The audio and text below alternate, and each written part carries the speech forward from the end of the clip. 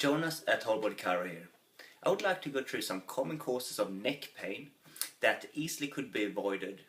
I'm going to go through 10 reasons altogether. Obviously there's many more reasons out there, and many of them would be accidents, things like getting hit by a car from the rear, so you get that sort of whiplash movement in your neck, diving into the bottom of a pool, getting thrown off a horse, slipping down the stairs. The possibilities are endless. But there's some common things that happen in everyday life that we easily could avoid, and I would like to run through some of those today. The first common cause of neck problems is excessive sitting. Whenever you sit, your head naturally moves forward, and that means that the muscles around the neck need to work harder to support the head in that position, and that increase the compressive load on the neck, which leads to degeneration. So what we want to do is to give your neck frequent breaks, so get up and walk, don't sit for too long, or at the very least go through a simple stretch routine, something like this. Just stretch your shoulders up, back, bring your hands behind your neck and just extend your neck, and really retract your head back like this as well, with the chin down, just to give the neck a chance to go back. After that, I would recommend to take a deep breath, roll your shoulders back, and as you breathe out, just relax into a nice tall posture, and then you can work from that position. And with time, over the next 20 minutes so, you're naturally going to start to move forward again, so you need to redo the same thing.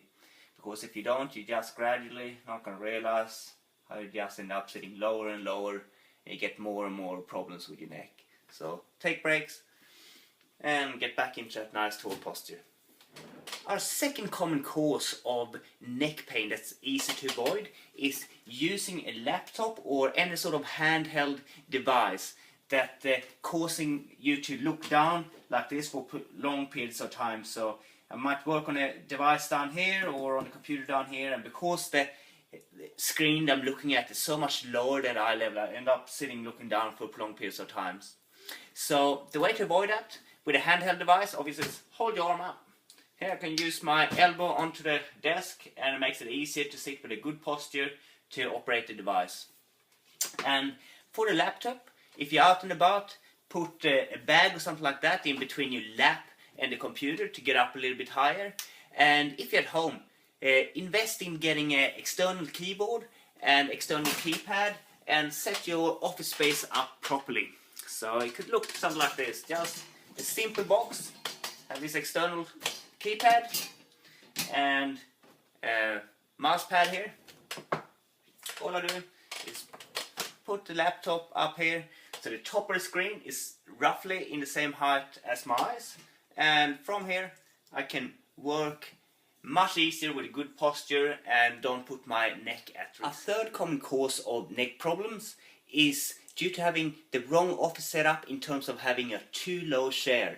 When I have a low chair, to be able to make my hands comfortably fit on a keyboard for long periods of times, I'm going to have to hike my shoulders up to make the arm level with the table. And from this position, I'm going to create extra tension in the low part of the neck and the top of the shoulders, and that constant pulling in the neck from those muscles contracting gonna limit the movement in the neck and cause problems in that area. So the same happens with the laptop. That's what we went through as last little point. To be able to bring my head down to the similar height to the screen, I'm going to have to hike my shoulders up to compensate for that, and be able to work the computer comfortably. So to avoid this, just raise your chair up. So once I've raised my chair up to about in height where my arm fits onto the table, with a 90-degree bend in the elbow, that's a good height. And from here, my wrists are in a neutral position, and I can comfortably work on the computer with a good posture in my shoulders. The fourth common cause of neck problems is using your phone pinched in between your shoulder and your ear while you're working. This cranking your neck to one side, and if you're holding this for prolonged periods of times, it can cause your neck to lock up and cause problems. So the way to get around that, get a headpiece, earpiece, they can use when you talk, and then you can sit in a good comfortable position and still communicate with other person on the phone. Our fifth cause of neck problems is sleeping on the stomach. Whenever you sleep on the stomach, you're forced to crank your neck around to the side like this, which is not a good position to keep for prolonged period of times.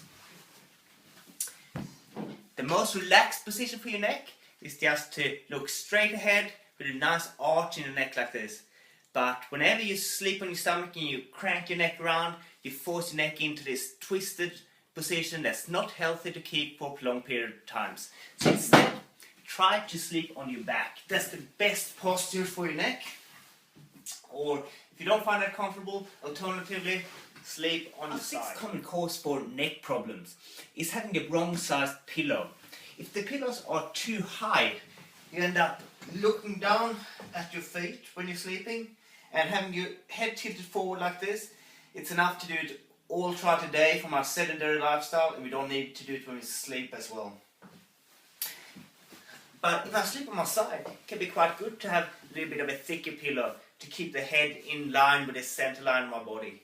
If I had a too thin pillow lying on my side, my head would tilt down like this. So I want the head to have that neutral position in line with my body. If I'm sleeping on my back, I basically don't need a pillow at all, because the head would be in line with my head would be in line with my body just from lying on a flat ground like this. But because we spend so much time sitting and have that reduced arch in our neck, it can be good to have some support in the center of the neck to gently encourage that arch back in the neck. So for that reason, it's good to have a contoured pillow, like this chiropractic pillow here, that's thicker just next to the neck and a little bit thinner in the middle, so you get that support for the center of the neck without pushing the head forward. So that's giving me that good support for the center of the neck while I'm looking straight ahead.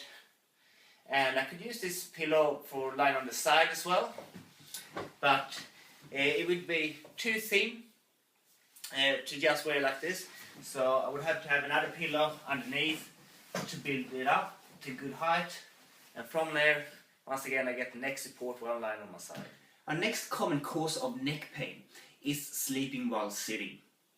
So you might be heading for a long bus trip or flying overseas, and when you fall asleep, your head tends to fall onto the side or tip forward like this, and after sit like that for a couple of hours, you wake up and you feel like you hardly can move your neck. So the way to avoid that is to use either one of those inflatable neck supports, or if you don't find that that's quite support enough. Personally, I find that do very little for me.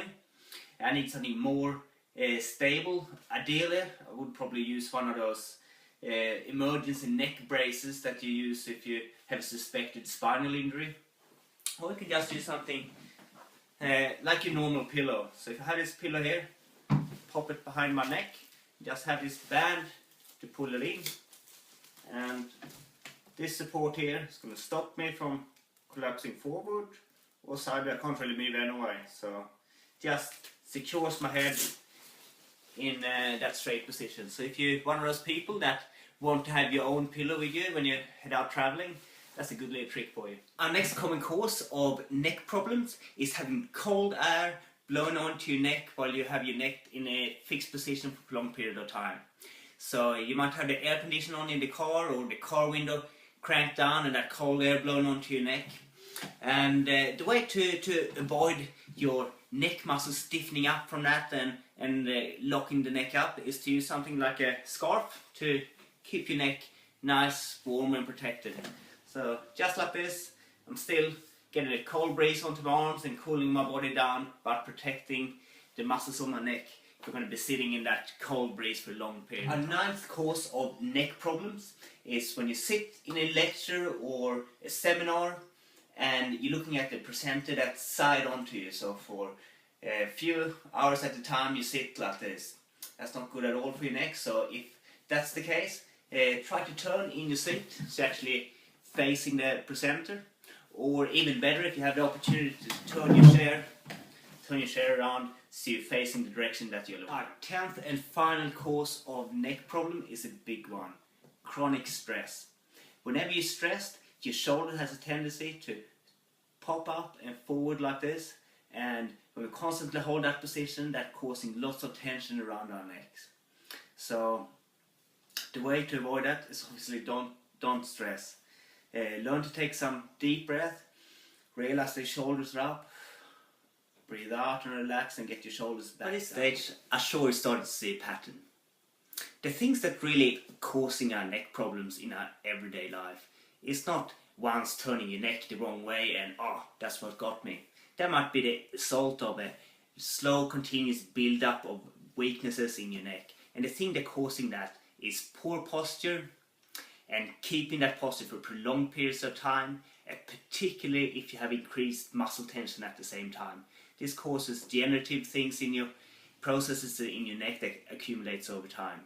So some of the big ones we talked about is that forward head carriage, the muscles that has to contract to stop the head from completely collapse forward, and if you have some air condition blown on your neck causing the muscles or stress to tighten up at the same time, that just compounds the problem. So to the biggest extent as you can, try to avoid these things with the techniques that I've been teaching you, and to the extent that you can't avoid them, you're going to have to go and see your chiropractor regularly to mitigate the negative effects if you don't want your neck to degenerate. So the chiropractor is going to be able to realign your spine into better posture so the muscles can relax and you can keep those joint surfaces healthy and well functioning.